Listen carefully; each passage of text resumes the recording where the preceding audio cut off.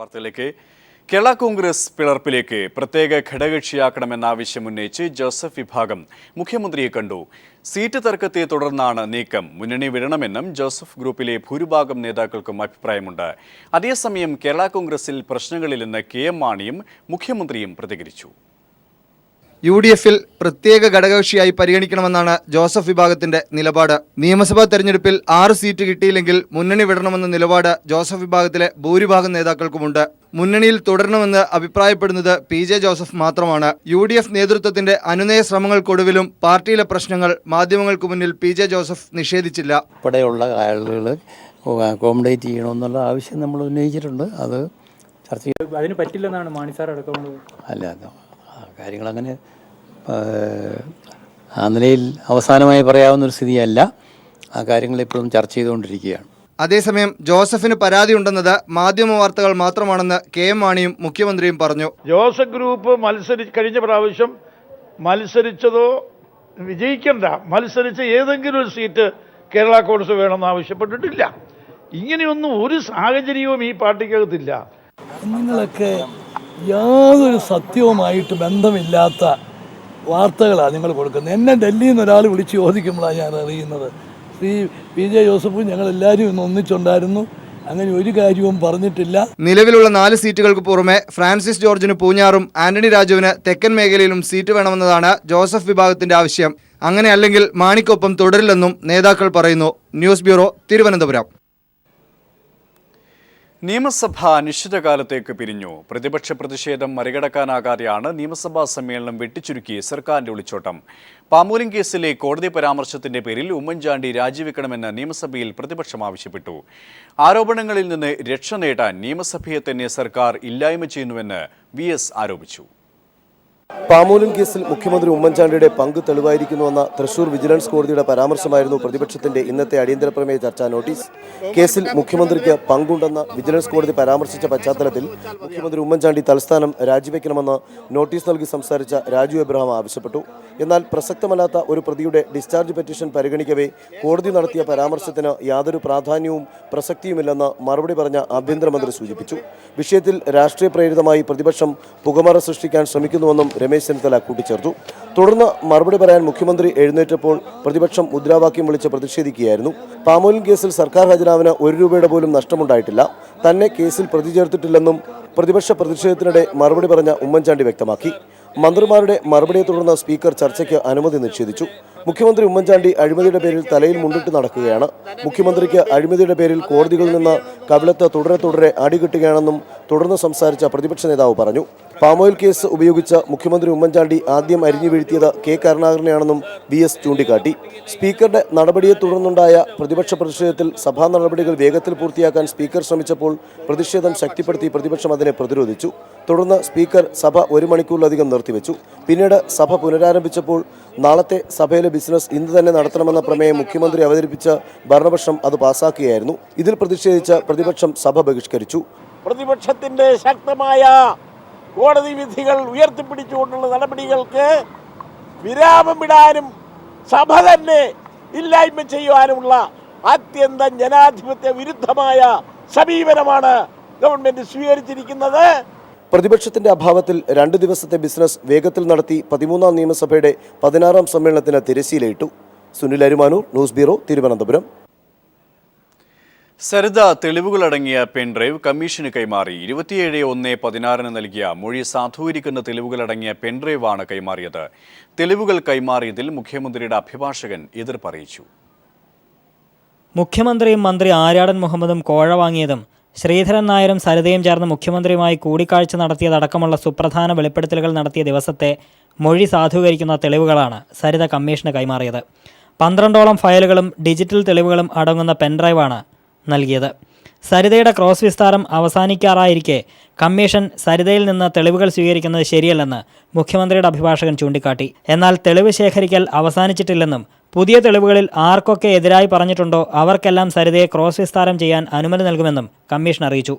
Commission കൈമാറിയ തെളിവുകൾ എന്തൊക്കെയാണെന്ന് സരിത വെളിപ്പെടുത്തിയില്ല. ഓൾമോസ്റ്റ് എന്നെ കൊണ്ട് കളക്ട് ചെയ്യാൻ പറ്റുന്ന തെളിവുകളിൽ ഒരു 75 to 80% ഞാൻ ഇപ്പോൾ കൊടുത്തിട്ടുണ്ട്.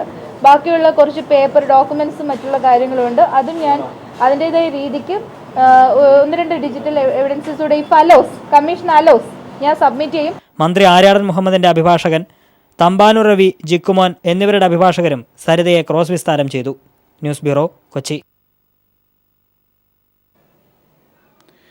വിദഗ്ധ ചികിത്സയ്ക്കായി പി ജയരാജനെ തൃശൂരിൽ നിന്നും തിരുവനന്തപുരം ശ്രീചിത്രയിലേക്ക് കൊണ്ടുവരികയാണ്.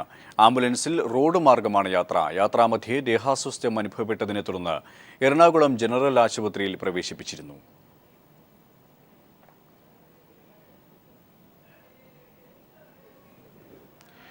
പി ജയരാജൻ സഞ്ചരിച്ച വാഹനം അപകടത്തിൽപ്പെട്ടത് കടുത്ത ഉത്കണ്ഠ ഉളവാക്കുന്നതാണെന്ന് പിണറായി വിജയൻ. ജയരാജനെ കസ്റ്റഡിയിൽ വാങ്ങാനുള്ള CBIയുടെ വ്യഗ്രതയും അസമയത്ത് ആരോഗ്യനില കണക്കിലെടുക്കാതെ ആംബുലൻസിൽ തലസ്ഥാനത്തേക്ക് അയച്ച് അപകടത്തിൽപ്പെടുത്തിയ സർക്കാരിന്റെ നടപടിയും സംശയങ്ങൾ ഉയർത്തുന്നു. RSS ആസൂത്രണമനുസരിച്ച് ജയരാജന് നേരെ കടുത്ത മനുഷ്യാവകാശ ലംഘനമാണ് നടക്കുന്നത്. ഇതിൽ ജനാധിപത്യ വിശ്വാസികളുടെ ആകെ പ്രതികരണം ഉയരണമെന്നും പിണറായി വിജയൻ ഫേസ്ബുക്കിൽ വ്യക്തമാക്കി.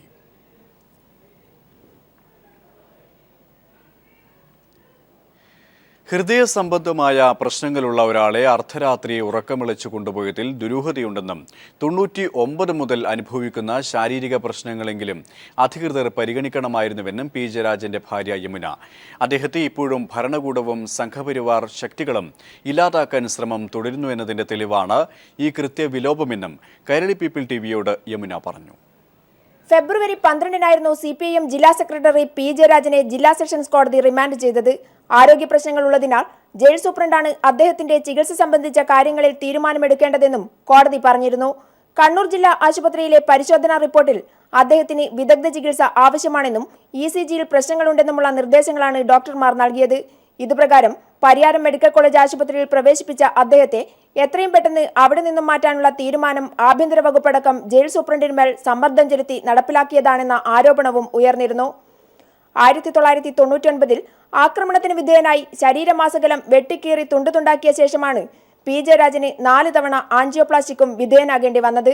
തുടർന്നും ചികിത്സ നടക്കുന്ന സമയത്ത് അദ്ദേഹത്തെ പിന്തുടർന്ന് ശാരീരികമായും മാനസികമായും ഇല്ലാതാക്കാനുള്ള ഗൂഢശ്രമം സർക്കാരിന്റെയും RSSന്റെയും ഒത്തുകളിയിൽ നടക്കുകയാണെന്ന് ഭാര്യ യമുന പറയുന്നു. ഏകദേശം 10ഓളം ഗുളികകൾ ദിവസം കഴിച്ചുകൊണ്ടിരിക്കുന്ന ഒരാളാണ്. അത്തരം ശാരീരിക പ്രശ്നങ്ങൾ നേരിടുന്ന ഒരാളെ തികച്ചും ഒരു മുൻകരുതലുകളും എടുക്കാതെയാണ് ഇന്നലെ അർദ്ധരാത്രിയോടുകൂടി രണ്ടാമതൊരു ഡ്രൈവറുടെ സേവനം പോലും ആംബുലൻസിൽ ഉണ്ടായിരുന്നില്ല എന്നാണ് മനസ്സിലാക്കുന്നത്. അത്തരമൊരു സാഹചര്യത്തിൽ വളരെ ധൃതി പിടിച്ച് ശ്രീചിത്രയിലേക്ക് മാറ്റുന്നതിന് അധികൃതരുടെ ഒരു ഗൂഢാലോചന തന്നെ നടന്നിട്ടുണ്ട് എന്നാണ് ഞങ്ങൾ സംശയിക്കുന്നത്. കൂത്തുപറമ്പിൽ നിന്നും ജനകീയനായി വളർന്ന പി ജയരാജൻ സംഘപരിവാർ സംഘടനകളുടെ കണ്ണിലെ കരടായി മാറിയതും അവിടെ നിങ്ങോട്ട് അനുഭവിച്ച പീഡനങ്ങളും ഇന്നും തുടരുകയാണെന്നതിന്റെ തെളിവാവുകയാണ് രോഗശയ്യയിൽ കിടക്കുമ്പോഴും അദ്ദേഹത്തോട് കേന്ദ്ര സംസ്ഥാന സർക്കാരുകൾ കാണിക്കുന്ന ഇത്തരം നീതികേടുകൾ. PV Joshila, news bureau, Kannur. Tihar ജയിലിലുള്ള കനയ്യയുടെ സുരക്ഷയിൽ ദില്ലി ഹൈക്കോടതി ആശങ്ക അറിയിച്ചു. കനയ്യയുടെ ജാമ്യ ഹർജി പരിഗണിക്കുന്നത് ഈ മാസം 29ലേക്ക് മാറ്റി.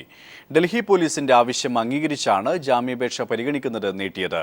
അതേസമയം JNU വിദ്യാർത്ഥികളായ ഉമർ ഖാലിദിന്റെയും ഭട്ടാചാര്യയുടെയും ചോദ്യം ചെയ്യൽ തുടരുകയാണ്. ഇവരെ മജിസ്ട്രേറ്റ് മുമ്പാകെ ഹാജരാക്കും.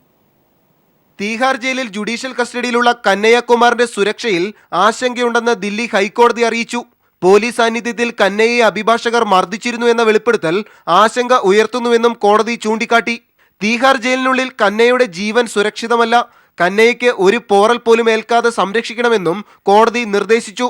ജാമ്യാപേക്ഷ പരിഗണിക്കുന്നത് ഫെബ്രുവരി 29ലേക്ക് മാറ്റി. JNU വിഷയത്തിൽ അറസ്റ്റിലായവരെ ഒരുമിച്ച് ചോദ്യം ചെയ്യേണ്ടതുണ്ടെന്ന് ദില്ലി പോലീസ് കോടതിയിൽ അറിയിച്ചു. 2 പേരുടെ അറസ്റ്റ് ഉണ്ടായെന്നും മറ്റു 3 വിദ്യാർത്ഥികളുടെ അറസ്റ്റ് ഉടൻ ഉണ്ടായേക്കുമെന്നും പോലീസ് കോടതിയിൽ വ്യക്തമാക്കി. പോലീസ് മുമ്പാകെ ഇന്നലെ അർദ്ധരാത്രി കീഴടങ്ങിയ ഉമർ ഖാലിദിന്റെയും അനിബൻ ഭട്ടാചാര്യയുടെയും ചോദ്യം ചെയ്യൽ തുടരുകയാണ്. രാജ്യവിരുദ്ധ മുദ്രാവാക്യങ്ങൾ വിളിച്ചിട്ടില്ലെന്ന് വിദ്യാർത്ഥികൾ പോലീസിൽ മൊഴി നൽകി. ക്യാമ്പസിന് പുറത്തുനിന്ന് ചില ആളുകൾ എത്തിയിരുന്നു. ഇവർ അത്തരം മുദ്രാവാക്യങ്ങൾ വിളിക്കുന്നത് ശ്രദ്ധയിൽപ്പെട്ടിരുന്നെന്നും വിദ്യാർത്ഥികൾ പോലീസിനെ അറിയിച്ചു. അതേസമയം ദില്ലി പാട്യാല ഹൗസ് കോടതിയിൽ മാധ്യമപ്രവർത്തകരെ അടക്കം മർദ്ദിച്ച അഭിഭാഷകരെ പോലീസ് അറസ്റ്റ് ചെയ്തു. ആക്രമണത്തിന് നേതൃത്വം നൽകിയ വിക്രംജിത്ത് ചൗഹാൻ, ഓം ശർമ്മ, യശ്പാൽ യാദവ് എന്നിവരെയാണ് അറസ്റ്റ് ചെയ്തത്. തുടർന്ന് ജാമ്യത്തിൽ വിട്ടയച്ചു. അഭിഭാഷകർക്കെതിരെയുള്ള കേസ് പിൻവലിക്കണമെന്നാവശ്യപ്പെട്ട് കൈരളി TV റിപ്പോർട്ടർക്ക് ഭീഷണി സന്ദേശവും ലഭിച്ചു. Manushankar, news bureau, Delhi. JNU വിഷയത്തിൽ പാർലമെന്റിന്റെ ഇരുസഭകളും പ്രക്ഷുബ്ധം. JNU വിവാദങ്ങളിലെ ചർച്ച പൂർത്തിയായി. ഇപ്പോൾ വെങ്കയ്യ നായിഡു മറുപടി പറയുകയാണ്. വിവരങ്ങളുമായി സന്തോഷ് സലിംഗ് ചേരുന്നു. സന്തോഷ്, എന്തൊക്കെയാണ് വിവരങ്ങൾ? സുരേഷ്, ഇന്ന് പാർലമെന്റ് ആരംഭിച്ചത് തന്നെ JNU വിഷയത്തിലും രോഹിത് വെമുലയിലും ഉള്ള പ്രതിപക്ഷ പ്രതിഷേധത്തിലൂന്നിയാണ്. പ്രതിപക്ഷം പ്രധാനമായും ആവശ്യപ്പെട്ടത് ചോദ്യോത്തരവേള മാറ്റിവെച്ച വിഷയം ചർച്ച ചെയ്യണമെന്നാണ്. ലോക്സഭയിൽ സ്പീക്കർ സുമിത്ര മഹാജൻ ഇത് അംഗീകരിച്ചില്ല. പിന്നീട് 3 മണിക്ക് 2 മണിക്കൂർ സമയത്തേക്കുള്ള ചർച്ച അവർ സമ്മതിച്ചു. അത് പ്രകാരമുള്ള ചർച്ച പുരോഗമിക്കുകയാണ്. അല്പസമയം മുമ്പ് മന്ത്രി വെങ്കയ്യ നായിഡു കേന്ദ്ര സർക്കാരിന്റെ നിലപാട് ഈ വിഷയത്തിൽ അവതരിപ്പിച്ചു. LJP, അതായത് NDA സർക്കാരിനെ പിന്തുണയ്ക്കുന്ന രാംവിലാസ് പാസ്വാന്റെ LJP അടക്കമുള്ളവർ തങ്ങളുടെ നിലപാട് പിന്തുണ BJPക്ക് അറിയിച്ചില്ല. ഈ വിഷയത്തിൽ ഡൽഹി പോലീസിന്റെ നടപടി ദ്രുതഗതിയിലായിപ്പോയി എന്നൊരു ആരോപണം പ്രസംഗത്തിലുള്ളവർ ആരോപിക്കുകയും ചെയ്തു. JNUവിൽ അഭിപ്രായ സ്വാതന്ത്ര്യത്തിന് കേന്ദ്ര സർക്കാർ അനുമതി നൽകണമെന്നും ആവശ്യപ്പെട്ടു. രോഹിത് വെമുലയുടെ വിഷയത്തിലടക്കം മായാവതി രാജ്യസഭയിൽ വൻ പ്രതിഷേധത്തിന് തുടക്കമിട്ടു. പിന്നീട് JNU വിഷയത്തിൽ പ്രതിപക്ഷം ഈ ബഹളം ഏറ്റെടുത്തോടുകൂടി രാജ്യസഭ പലതവണ മുടങ്ങി. വൈകുന്നേരം 3 മണിയോടുകൂടി രാജ്യസഭ നാളത്തേക്ക് പിരിയുകയും ചെയ്തു. ഇപ്പോൾ ലോക്സഭയിലാകട്ടെ JNU വിഷയത്തിലുള്ള ചർച്ച പുരോഗമിക്കും. വ്യക്തമാണ്. ഡൽഹിയിൽ നിന്നും സന്തോഷ് സർലിംഗ് ആണ് വിശദാംശങ്ങൾ നൽകിയത്. കേന്ദ്ര റെയിൽവേ ബഡ്ജറ്റ് നാളെ. വരുമാന വർധനവിനായി യാത്രാനിരക്ക് കൂട്ടണമെന്ന 7ാം ശമ്പള കമ്മീഷന്റെ ശുപാർശ ബഡ്ജറ്റിൽ അംഗീകരിക്കും. യാത്രാനിരക്ക് വർദ്ധിപ്പിക്കും. തെരഞ്ഞെടുപ്പ് അടുത്തിരിക്കുന്ന സംസ്ഥാനങ്ങൾക്ക് പുതിയ ട്രെയിനുകൾ പ്രഖ്യാപിച്ച് കയ്യടി നേടാനും ശ്രമം ഉണ്ടാകും. നരേന്ദ്രമോദി സർക്കാരിന്റെ 2ാമത്തെ റെയിൽ ബഡ്ജറ്റാണ് നാളെ അവതരിപ്പിക്കുന്നത്.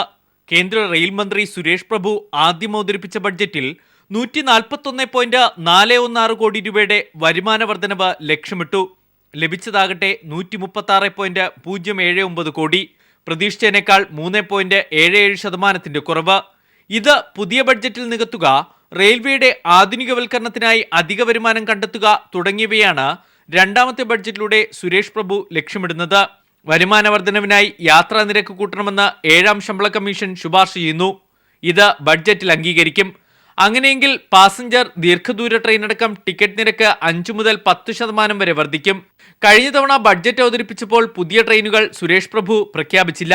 പകരം ബഡ്ജറ്റ് ചർച്ചയ്ക്കിടെ പ്രഖ്യാപിക്കുമെന്ന് അറിയിച്ചെങ്കിലും അതും ഉണ്ടായില്ല. എന്നാൽ ഇത്തവണ കേരളമടക്കമുള്ള സംസ്ഥാനങ്ങളിൽ തെരഞ്ഞെടുപ്പ് മുന്നിൽ കണ്ട് പുതിയ ട്രെയിനുകൾ പ്രഖ്യാപിച്ച് കയ്യടി നേടാനും ശ്രമമുണ്ടാകും. പാത ഇരട്ടിക്കൽ, വൈദ്യുതീകരണം, ശേഷി കൂട്ടൽ തുടങ്ങിയവയ്ക്ക് കൂടുതൽ തുക നീക്കിവെക്കും. മുൻ ബഡ്ജറ്റിന്റെ രീതിയിൽ സ്വകാര്യവൽക്കരണത്തിന് പ്രഥമ പരിഗണന നൽകും. പൊതുപങ്കാളിത്തത്തോടെയുള്ള പദ്ധതികൾക്ക് ബഡ്ജറ്റിൽ ഇടം പിടിക്കാനാവില്ലെന്നാണ് സൂചന. പാലക്കാട് കോച്ച് ഫാക്ടറി അടക്കമുള്ളവയ്ക്ക് ഇത്തവണയും അവഗണന നേരിടേണ്ടി വരും. ചിലവ് കൂടിയ പദ്ധതികൾ നടപ്പിലാക്കാൻ കേന്ദ്ര സംസ്ഥാന പങ്കാളിത്തമാകാമെന്ന കരാറിൽ കേരളം ഒപ്പുവച്ചിട്ടുണ്ട്. അതുകൊണ്ടുള്ള പ്രയോജനം സുരേഷ് പ്രഭുവിന്റെ ബഡ്ജറ്റിലുണ്ടാകുമെന്ന് കേരളം പ്രതീക്ഷിക്കുന്നു. News bureau, Delhi. കോൺഗ്രസ് സ്ഥാനാർത്ഥി നിർണയവുമായി ബന്ധപ്പെട്ട് KPCC ഉപസമിതി യോഗം ഇന്ദിരാഭവനിൽ തുടങ്ങി. മുഖ്യമന്ത്രി ഉമ്മൻചാണ്ടി, VM സുധീരൻ, രമേശ് ചെന്നിത്തല തുടങ്ങിയവർ യോഗത്തിൽ പങ്കെടുക്കുന്നു. വിശദാംശങ്ങളുമായി KG ദിനകർ ചിരിയാണ്. ദിനകർ, യോഗം ഇപ്പോഴും പുരോഗമിക്കുകയാണോ? മറ്റു വിവരങ്ങൾ? സുരേഷ്, കോൺഗ്രസ് സ്ഥാനാർത്ഥി നിർണയവുമായി ബന്ധപ്പെട്ട KPCC ഉപസമിതി യോഗമാണ് ഇന്ദിരാഭവനിൽ നടക്കുന്നത്. KPCC അധ്യക്ഷൻ VM സുധീരൻ പങ്കെടുക്കുന്നുണ്ട്. മുഖ്യമന്ത്രി ഉമ്മൻചാണ്ടിയും ആഭ്യന്തരമന്ത്രിയും യോഗത്തിൽ പങ്കെടുത്തിരുന്നു. ഇപ്പോൾ അവർ മറ്റു പരിപാടികളിലേക്ക് പോയിരിക്കുകയാണ്. DCC പ്രസിഡന്റുമാർ, അതോടൊപ്പം തന്നെ ജില്ലയുടെ ചുമതലയുള്ള KPCC ജനറൽ സെക്രട്ടറിമാർ, തെരഞ്ഞെടുപ്പിന്റെ ജില്ലയിലെ ചുമതലയുള്ള ജനറൽ സെക്രട്ടറിമാർ തുടങ്ങിയവരാണ് പങ്കെടുക്കുന്നത്. സ്ഥാനാർത്ഥി നിർണയവുമായി ബന്ധപ്പെട്ട് താഴെത്തട്ടിൽ നിന്നും നിർദ്ദേശങ്ങൾ സ്വീകരിക്കുകയും അത് ക്രോഡീകരിച്ച് ഹൈക്കമാൻഡിന് നൽകുകയുമാണ് ലക്ഷ്യം. താഴെത്തട്ടിൽ നിന്ന് ലഭിക്കുന്ന സ്ഥാനാർത്ഥികളുടെ നിർദ്ദേശങ്ങൾ അത് ക്രോഡീകരിച്ചുകൊണ്ട് ഹൈക്കമാൻഡിന് നൽകുന്നത് KPCC അധ്യക്ഷൻ VM സുധീരനും അതോടൊപ്പം തന്നെ ഉമ്മൻചാണ്ടിയും ആഭ്യന്തരമന്ത്രി രമേശ് ചെന്നിത്തലയും കൂടിയായിരിക്കും. അതേസമയം ഏകദേശം ഒരു സ്ഥാനാർത്ഥി പട്ടിക കോൺഗ്രസ് നേതൃത്വം തയ്യാറാക്കിയിട്ടുണ്ട് എന്നുള്ളതാണ് വസ്തുത. ഈ പട്ടിക കഴിഞ്ഞ ദിവസം നമ്മൾ പുറത്തുവിടുകയും ചെയ്തിരുന്നു. ഗ്രൂപ്പ് സമവാക്യങ്ങൾ കൂടി കണക്കിലെടുത്തുകൊണ്ട് തന്നെയാവും ഇത്തരത്തിൽ പട്ടിക പുറത്തു വരിക എന്നുള്ളതാണ് വ്യക്തം. ഗ്രൂപ്പ് സമവാക്യങ്ങൾക്കപ്പുറം പട്ടിക തയ്യാറാക്കണമെന്ന് ഹൈക്കമാൻഡ് നിർദ്ദേശിക്കുമ്പോൾ പോലും അത് കോൺഗ്രസ് നേതൃത്വം അതിന് തയ്യാറല്ല, അല്ലെങ്കിൽ നിലവിലെ സംസ്ഥാന നേതൃത്വം അതിന് തയ്യാറല്ല എന്നുള്ളതാണ് വസ്തുത.